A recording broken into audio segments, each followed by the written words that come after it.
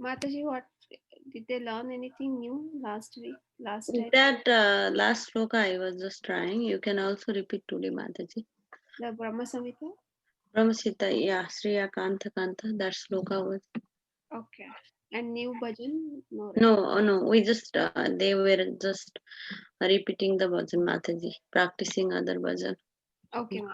Okay, sure.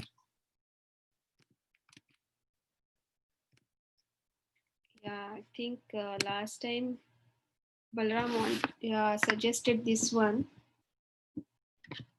Right, Balram? Is this the one you wanted to learn? Yeah, that's right one. Yeah, so shall we learn this today? Yes, Mataji. Okay. Let me just 1 second.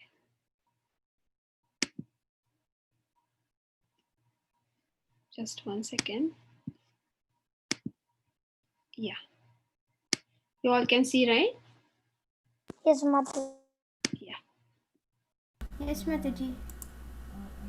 So this is the song Amar Jeevan is by Bhakti Vinod Thakur from Sharanagati. It's in Bengali again. So we will first read the translation. Who wants to read the first translation? Me Balram Mataji. Go ahead. I am impious sinner and have caused others great anxiety and trouble. This is the meaning of the first verse. We will get familiar with the words, okay? It might sound a little difficult, but if you practice, you'll be able to sing it beautifully with it's a very nice song. So let's repeat. Amar Jeevan. Amar Jeevan. Okay, is there anyone who already knows this song? Okay. Amar Jeevan. Amar Jeevan. Sada Pape. Sada Pape. Amar Jeevan. Amar Jeevan. Sada Pape Rata. Sada Pape Rata. Nahiko Punyera Lesha. Nahiko Punyera Lesha. Nahiko Punyera Lesha. Nahiko Punyera Lesha. Parere Udvega. Parere Udvega. Diyachi Je Koto. Diyachi Je Koto. Parere Udvega Diyachi Je Koto. Parere Udvega Diyachi Je Koto. Diyachi Jivere Klesha. Diyachi Jivera Klesha. Diyachi Jivere Klesha. Diyachi Jivere Klesha. Oh, I will sing it now. Amar Jeevan Sada Pape Rata. Can you sing? Amar Jeevan Sada Pape Rata. Amar Jeevan Sada Pape Rata. Amar Jeevan Sada Pape Rata. Nahiko Punyera Lesha. Nahiko Punyera Lesha. Nahiko Punyera Lesha. Nahiko Punyera Lesha. Amar Jeevan Sada Pape Rata. Amar Jeevan Sada Pape Rata. You all saying it? Yes, Mataji. अमर जीवन सदा पापे रत अमर जीवन सदा पापेरत नाही को पुण्येर लेश नाही नाही नाही को को पुण्येर पुण्येर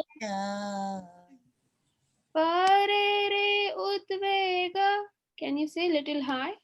हरे उद्वेग परे रे उद्वेग दियाची जे कोतो पारे रे रे उद्वेग परे रे उद्वेग दियाची जे कोतो पारे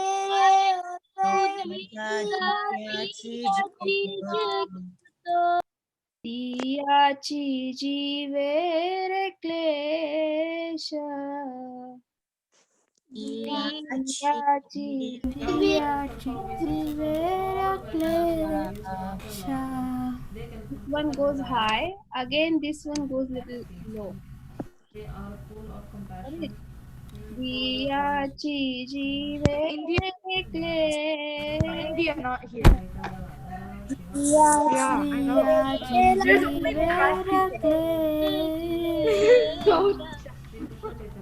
We got जीवन सदा पापे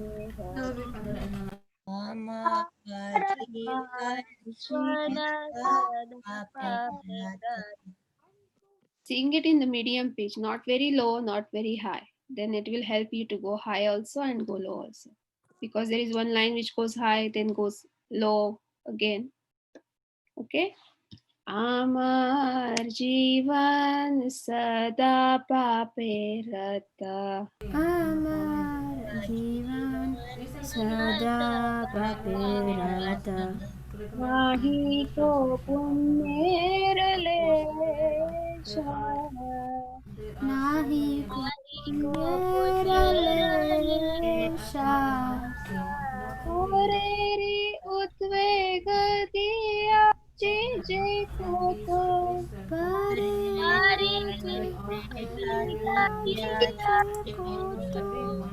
दियाची जीवेर क्लेश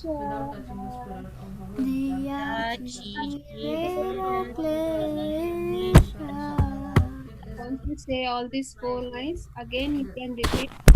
We want to take a particular medicine. अमर जीवन सदा पाप We cannot take the medicine. नाही को पुण्येर लेश. Can you say the first 2 lines again? Yes. Amar जीवन सदा नाही को पुण्येर. And then you can go to the next one. Anyone wants to sing? Okay. Yes, Mataji, can try? yes, Balram. Then Tarini raised hand. Then Tarini. Then Mukund. Gita should Go be- ahead, Balram. should be taken or What one? The first one?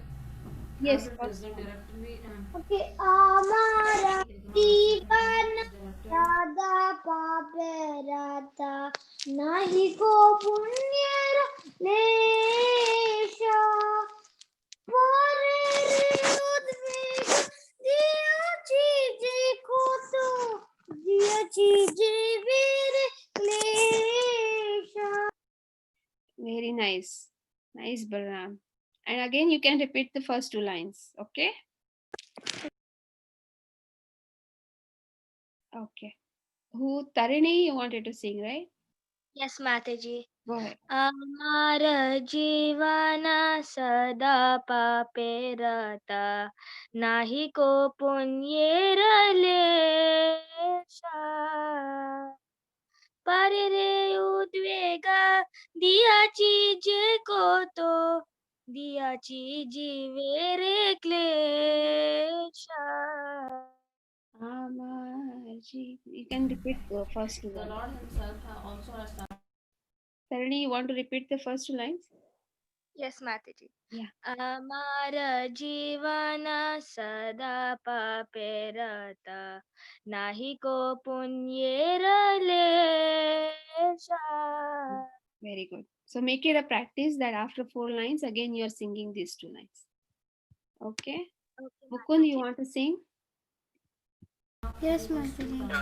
Amara jivana sada papirata nahi ko punyera lesha parera utvega diachi jagoda diachi jivera klesha amara jivana sada papirata nahi ko punyera lesha.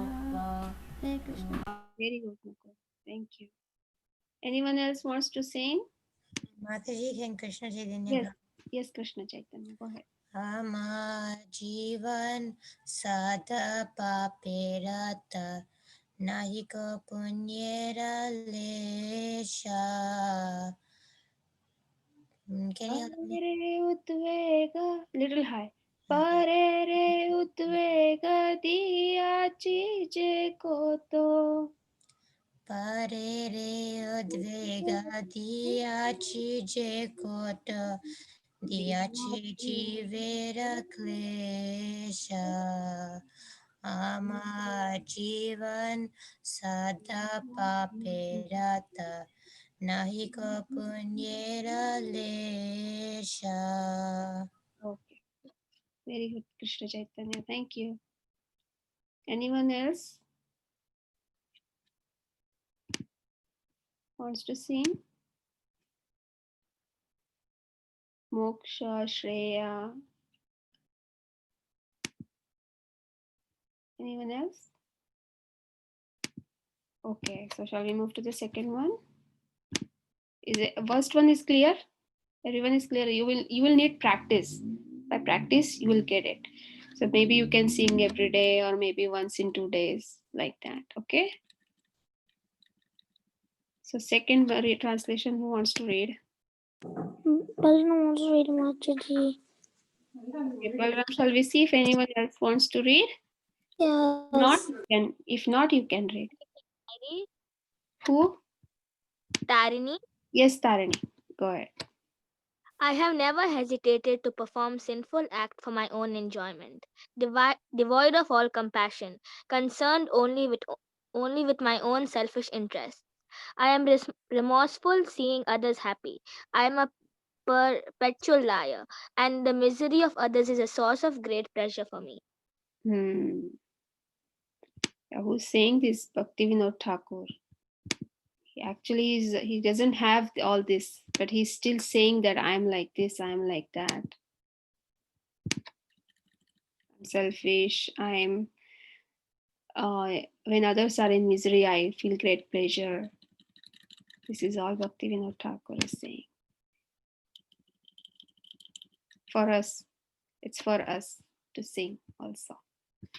Okay, so the second one is Nija Sukha Lagi. Can you all repeat? Nija Sukha Lagi. Nija Sukha Lagi. Nija Sukha Lagi. Nija Nija Sukha Lagi. Pape Nahi Dori. Pape nahi dori. Pape Nahi Dori. There is a dot underneath the. Pape Nahi Dori. Pape nahi dori. Here it's the. Because there is no dot, so it's the. Goya Hina Swartha Paro. Doya hina swartha paro. Goya Hina Swartha Paro. Doya hina swartha paro. Para Sukhe Dukhi. Para sukhe Para Sukhe Dukhi. Para sukhe dukhi. Sada Mithya Bhashi. Sada nitya bhashi. Sada Mithya Bhashi. Sada nitya bhashi. Para Dukha Sukha Paro. Para Dukha Sukha Karo. Para Dukha Sukha Paro. Everyone said it? Is everyone clear with the words? Yes, Mataji. Second one goes like this. Nija sukha lagi. Can you say? Nija sukha lagi. Nija sukha lagi. Pape nahi dori. Pape nahi dori. Nija sukha lagi. Pape nahi dori. Nija sukhe lagi. Pape nahi dori. Nija sukha lagi.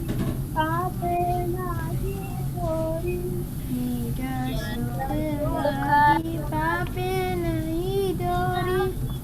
Soya hina swartha paro.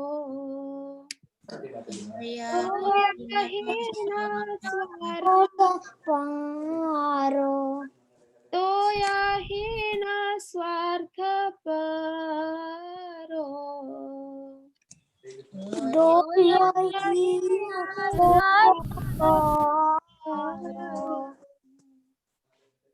Daya hina sukha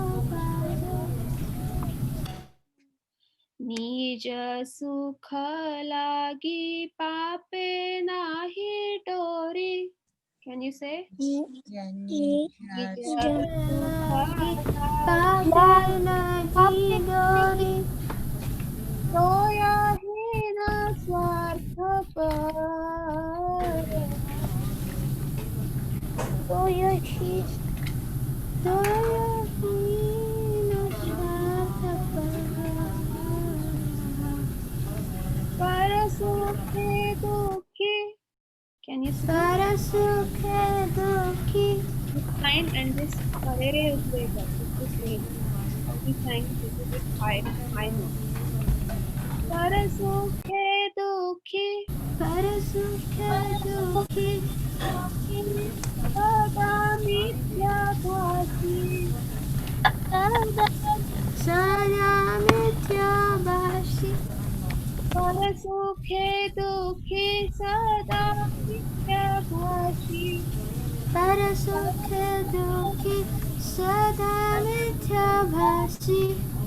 Para dukha sukha ka.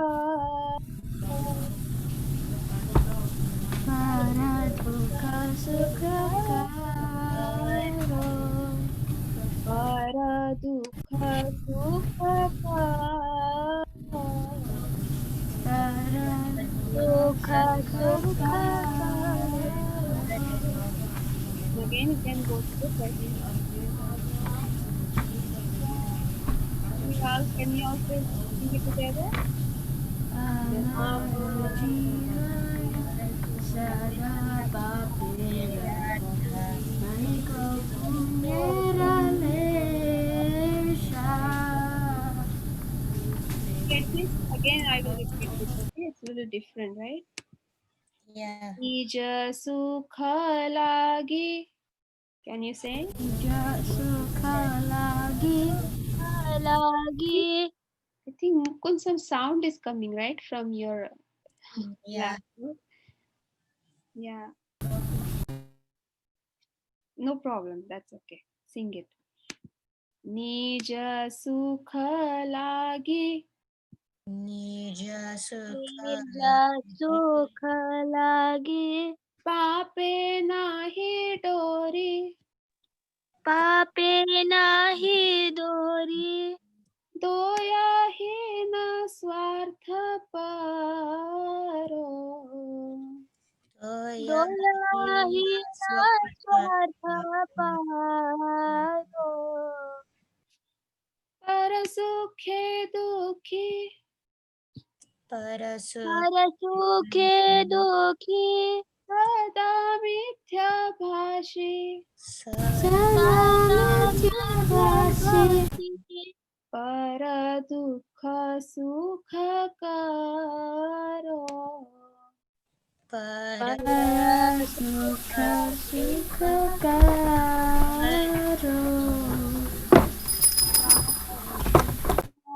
Sada Paperata. Can you sing? Amara Jivana Sada Paperata Nahi ko punyeralesha. Nahi Nahi ko punyerale.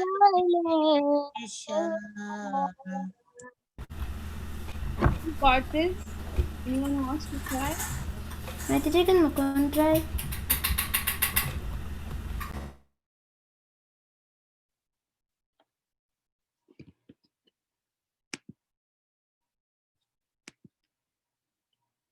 What happened, Mukund? Yes, Mataji. Nija sukhe lagi pape nahi dori doya hina swatha paro para sukhe dukhi sada mithya bhasi para dukha sukha kari. If it's a little difficult, then probably I'll come up with some easy tune if you want. Or you want to continue with this? Mataji, I'll continue. We can have two options. If anyone wants to continue with this, they can continue, or I will also come up with another tune, easy one. Okay? Anyone else wants to try this one again? Mataji, can I try? Yes, Tarani. Go ahead. What's the tune again? Nija sukha lagi pape nahi dori.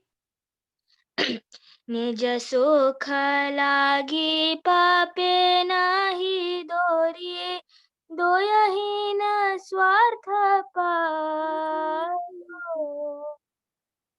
पर पर सुखे दुखी. Hi. पर सुखे दुखी सदा मिथ्य भासी पर दुख सुख करो Amar Jivan. Then you can sing these two lines. हमार जीवन सदा पापे रहता नाही को पुण्य रलेशा. Yes. Okay. How about you, Krishna Chaitanya? Want to try? Yeah, Mataji, can you say and I'll repeat? Nija sukha lagi pape nahi dori. Nija sukha lagi pape nahi dori Doya hina swartha paro. toya hina swataparo Parado sukhe dukhi sada mithya bhashi. parasukhe dukhi sada mithya bhasi Para dukha sukha karo. paradukha sukhakaro Amar Jivan Sada Paperata Nahi ko punyera lesha. Thank you, Krishna Chaitanya. Maybe we will stop this here. If I come up with a new tune again, then we can learn that also next time. Okay. So we will continue with our Brahma Samhita. Did you learn anything new last time? This one, right? Yes, Maji, number 30. Okay, we will learn up until 30 only today. We'll just practice today. Since only 3 of you are there now, shall we do from beginning? Are you all comfortable? Yeah, Maji, I can do. How about you, Mukund? So even if you are not able to do it, sometimes I can help you so that it's like a practice also for you. Okay. Yes, How Mataji. about you, Shalini? Can you do from beginning? Maybe after start? Huh? What's that, Tarini? Maitri, can Mukund start?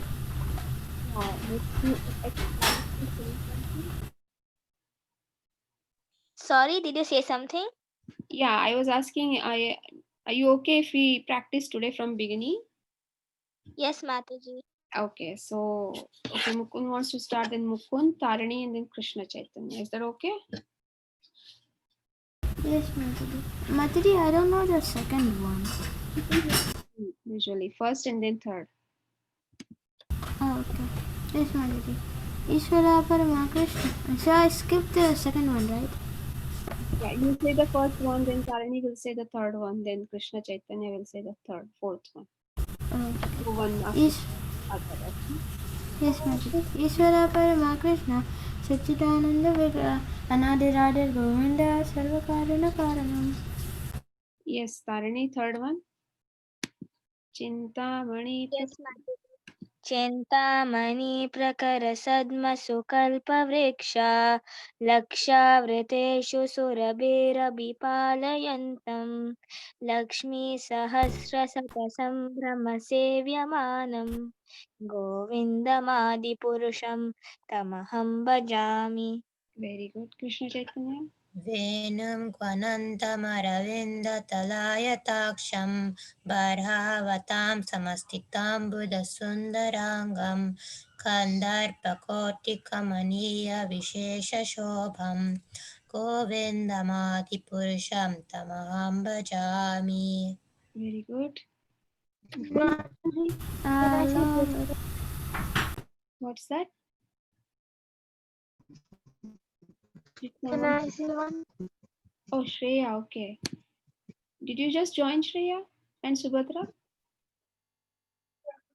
Or you were there? My internet got cut off. Oh, how about you, Subhadra? Did you just join?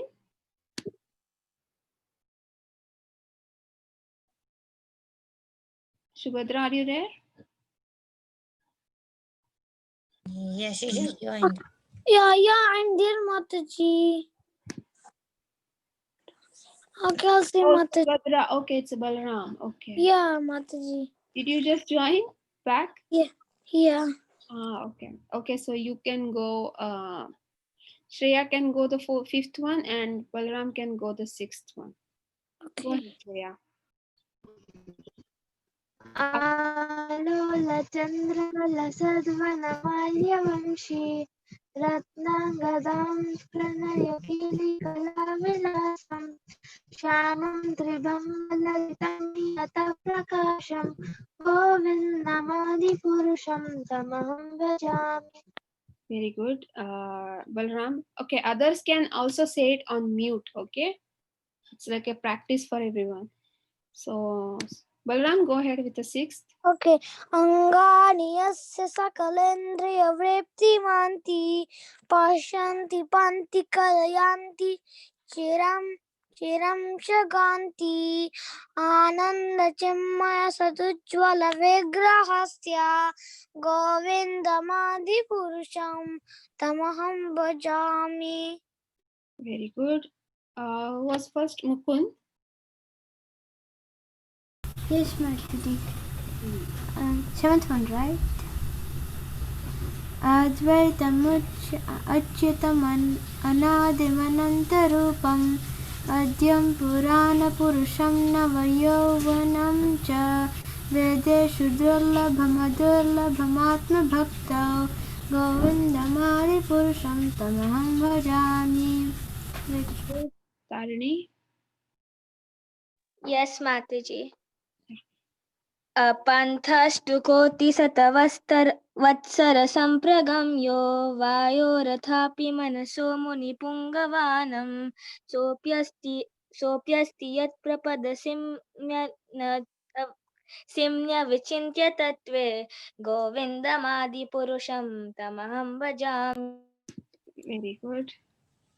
Krishna Chaitanya. एकोऽप्यसौर्चयितं जगदण्डकोटिं यच्छक्तिरस्ति जगदण्डचयाय दन्तः अण्डान्तरस्थपरमाणुचयान्तरस्थं गोविन्दमादिपुरुषं तमहं भजामि.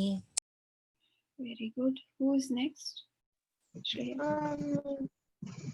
यद्भावभावितधियो मनुजस्तथैव सम्प्राप्य रूपमहिमासनयान भूषा Sukte यमेव निगमप्रतितैस्तुवन्ति गोविन्दमादिपुरुषं Tamaham bhajami.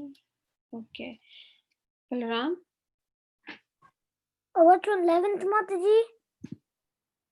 Yes. Huh? 11th. Okay. 11th. आनंद चिन्मय रसम रसम आनंद चिन्मय सता प्रतिपाविताभे एव निज रूपतया कलाभि गोलोक एव निवसत्यज्ञातभूतो गोविन्दमादिपुरुषं तमहं भजा. Very good. Who is next? Mukund. 12th. Yes, Mataji. Premanjanaturita Bhakti Vilocanena Santa Sadaiva Hridayeshu Vilokayanti Yam Syama Suddaram Achintya Guna Swarupam Govindamadi Purusham Tamaham Bhajami. Hare Krishna. Who is next? Sarini. ब्रह्मादिमूर्तिषु कलायमेन तिष्ठान् नानावतारमकरोद्भुवनेषु कन्तु Krishna स्वयं समभवत् परमापुमन्यो गोविन्दमादिपुरुषं तमहं भजामि. Very good. यस्य प्रभा प्रभवतो जगदण्डकोटिश्वशेषवशुधादिविभूतिभिन्नं तद्ब्रह्मनिष्कलमनन्तमशेषभूतं गोविन्दमादिपुरुषं तमहं भजामि. Very good. Others are also saying it on mute, right? Keep saying, okay? Who is next? Shreya. Yeah. माया हि यस्य जगदण्डशतानि सूते त्रैगुण्य तद्विषयवेदवितायमाना सत्त्वावलम्बि परसत्त्वं विशुद्धसत्त्वं गोविन्दमादिपुरुषं तमहं भजामि. Very good. Who is next? Balram Mataji. Balaram. Yes. Yes. Balaram. आनंद चिन्मय सता मतया मनासु या प्राणिनां प्रतिफलं स्मतामुपेत्य लीलायुधेन भुवनानि जयत्तजस्रं गोविन्दमादिपुरुषमहं भजामि. Who's गोलोकनाम्नि जदामि तले च तस्य देवी महेशहरिधामसु तेषु तेषु ते प्रभवनचया विहितश्च येन गोविन्दमादिपुरुषं तमहं भजामि. हरे कृष्ण. स्तुति प्रलय साधन शक्तिरेका चायेव यस्य भुवनानि बिभर्ति दुर्गा इच्छानुरूपमपि यस्य च चेष्टते सा गोविन्दमादिपुरुषं तमहं भजामि. क्षीरं यथा दधिविकारविशेषयोगात् सञ्जायते न हि तथा पृथगस्ति हेतो यः शम्भुतामपि तथा समुपैति कार्यात् गोविन्दमादिपुरुषं तमहं भजामि. Yes. This one I don't really know. I can try. Okay, try. Deeparchire दीपार्चिरेव हि दशान् Garam Abhyupetya. Can you say? दीपार्चिरेव हि दशान्तरम् आभ्युपेत्य दीपायते विवृतहेतु समानधर्मा यस्तादृगेव हि च विष्णुतया विभाति गोविन्दमादिपुरुषं तमहं भजामि. Very good. You got it. Who is next? Mataji is Balram. Yes, Balaram. यकारणारवचरे भजति स्म योगा निद्रामनन्त जगदन्त सुरोपकूपा आधार शक्तिमवलम्ब्य परस्वमूर्तिं गोविन्दमादिपुरुषं तमहं भजामि. Okay, I see Sai Vedas has joined. I don't know when he joined. It's been like 20-30 minutes, Mataji.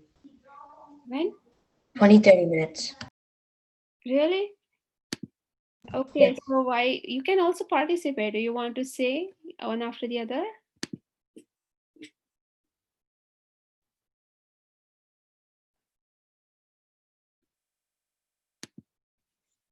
Okay, I don't know. Sai Vedas, you're on mute. Oh, should I do 22? Oh, you want to go? Yeah. We are done with Balaram, right? Balaram said this. Yeah. Now you can go 22. Okay, I don't know it, but I'll try. Yasheka nishvaishta kalam atavalambya. Wait. Athavalambya. Atavalambya Jivanda Loma Vilaja Jagadandanata Vishnur Mahansi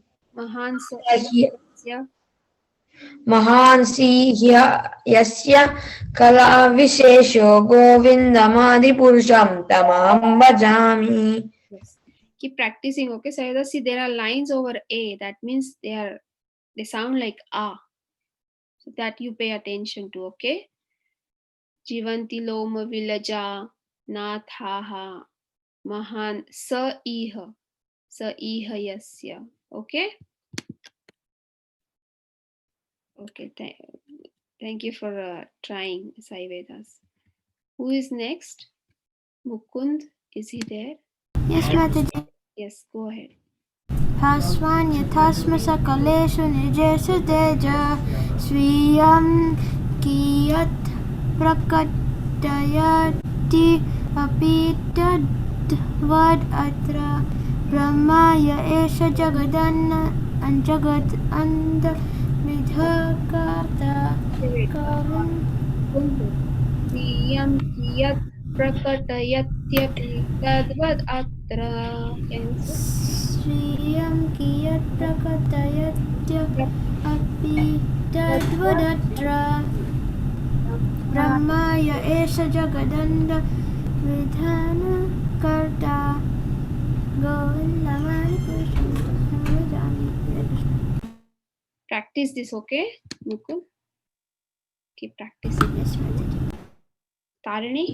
यत्पादपल्लवयुगं विनिधाय Kumbha द्वन्द्वे प्रणामसमये सगनादिराजा विज्ञान विहन्तुमलमस्य जगत्त्रयस्य गोविन्दमादिपुरुषं तमहं भज. Okay. अग्निर्मही गगनमम्बुमरुद्दिशश्च कालास्ततात्ममनसीति जगत्त्रयानि यस्माद्भवन्ति विभवन्ति विशन्ति यां च गोविन्दमादिपुरुषं तमहं भजामि. यच्चक्षुरेव सविता सकलाग्रहाणं राजा समस्तसुरमूर्तिरशेषतेज यस्याग्नया भ्रमति संभृतकालचक्रो गोविन्दमादिपुरुषं तमहं भजामि. Very good. Who is next? Balaram. Yeah. Dharmotapapani Jayashvidayastapamsi Brahmadhigita Patagavadayascha Jiva Yaddattamatra Vibhava Prakatha Prabhava Govindamadi Purusham Tamaham Bhajami. Very good. Sai Vedas, do you want to try this? 29. 28. Can I try? I'll try 29. Okay. Who wants to go with? Then you can go with 28. You are next, right? Are you comfortable with 28, Mukund? Yes. No, Mataji. Mataji, I can say Mataji. Okay. Balram. Okay, Balram. Yastvindra Gopama Devendra Mahosva Karma Vandala Rupa Falabhajana Matanoti Karmani Nirahati Kintu Cha Bhakti Bhajam Govindamadi Purusham Tamaham Bhajami. Very good, Balram. Thank you. Stay with us. Mataji, can I say Okay. 29? 20? Which one? 29. I think Vedas didn't get his turn, right? So shall we give him? You can Yes, say it Mataji. on mute. Mukund, you say it on mute also. Yes, Mataji. Okay, everyone can say it on mute. Say it, Sai Vedas. यं क्रोधकामसहजा प्रणयादिभीति वात्सल्यमोहगुरुगोरवसैव भावै सञ्चित्य तस्य सदृशीं तनुम् अपुरेते गोविन्दमादिपुरुषं तमहं भजामि. Very good, Sai Vedas. Thank you. So you all know this one, right? 30th one, did you learn this? Yeah. Yes, Mataji, I I know. will say you all just can repeat and then we'll go one by one, okay? Shriya Kanta Kanta Paramapurusha Kalpataravo. श्रियकान्त कान्त परमपुरुष कल्पतरवो Shriya Kanta Kanta Paramapurusha Kalpataravo. श्रेयकान्त कान्त परमपुरुष कल्पतरवो. Is Kanta, here is Kantaha. That's a difference, okay? Druma Bhumischintamani Ganamani Toyam Amritam. Druma भूमि चिन्तामणि गणमायतोऽयम् अमृतम् Druma Bhumischintamani Ganamani Toyam Amritam. द्रुमा भूमिश्चिन्तामणि गणमायतोऽयम् अमृतम् Katha Ganam Natyam Gamanamapi Vamsi Priya Sakhi. गानं नाट्यं गानम् अपि वंशि प्रिय Katha Ganam Natyam Gamanamapi Vamsi Priya Sakhi. नाट्यं गानम् अपि प्रिया सखी Chidanandam Jyoti Paramapi Tad Asvadhyamahita. आनन्दं ज्योतिः परम् अपि तदस्वाद्यमपि च अपि च Chidanandam Jyoti Paramapi Tadasvadyam api cha.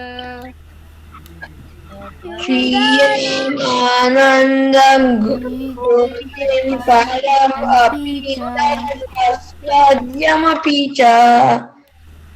Everyone got the words, each and every word? Yep. Yes.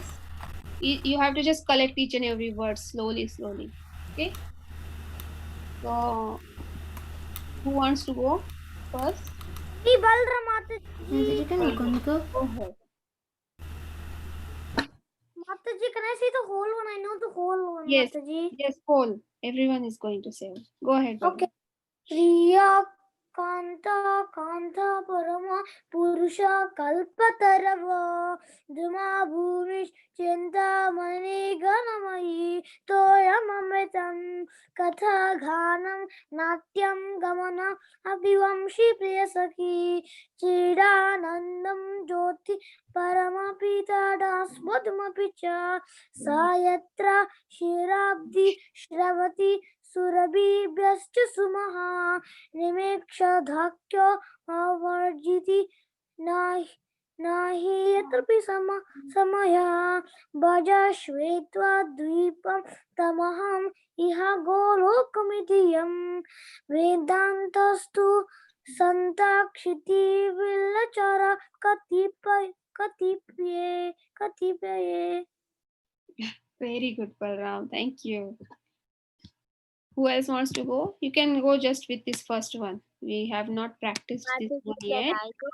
Yes, Tarani, go ahead.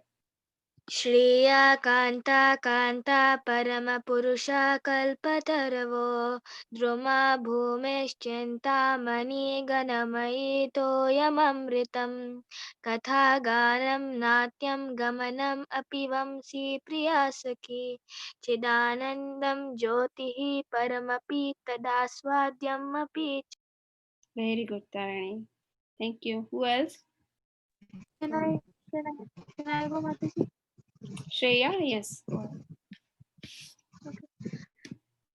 श्रिया कान्तः कान्तः परमपुरुषः कल्पतरवो द्रुमा भूमिश्चिन्तामणिगणमयितोऽयममृतं कथागानं नाट्यं गमनम् अपि वंशि प्रिया सखी चिदानन्दं ज्योति परमपि तद् आस्वाद्यम् अपि च।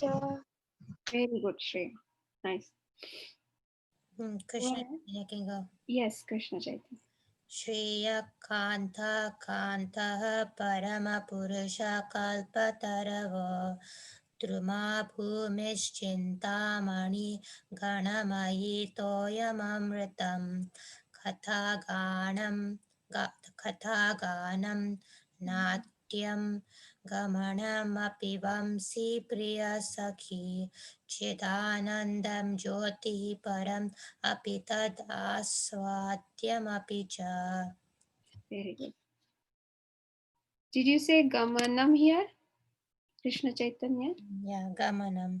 Gamanam, yes. Correct. Who else? Mukund, you want to go?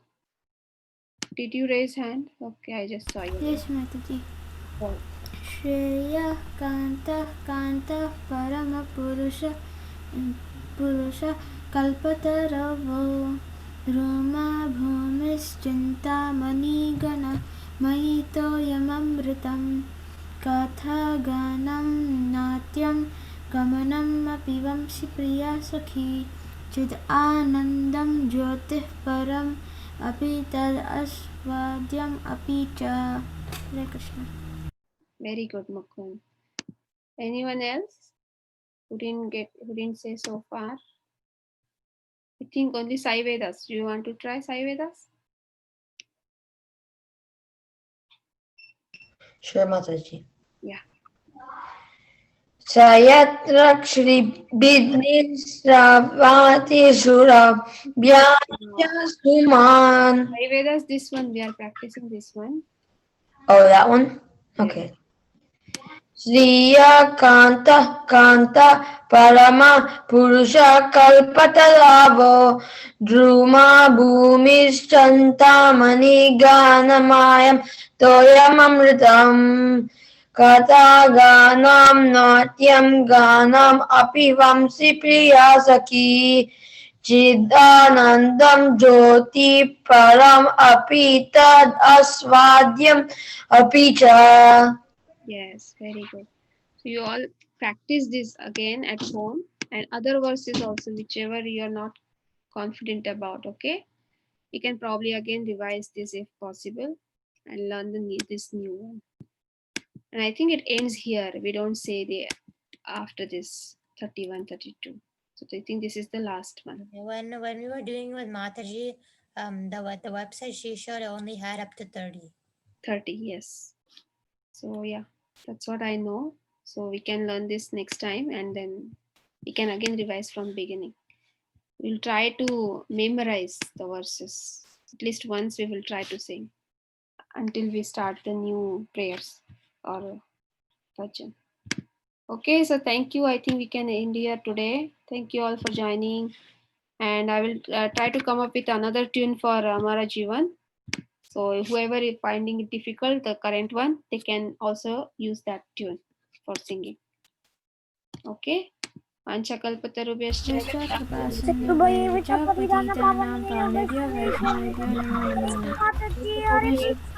Mataji, take it. Hare Krishna Mataji. Thank you very much, Mataji.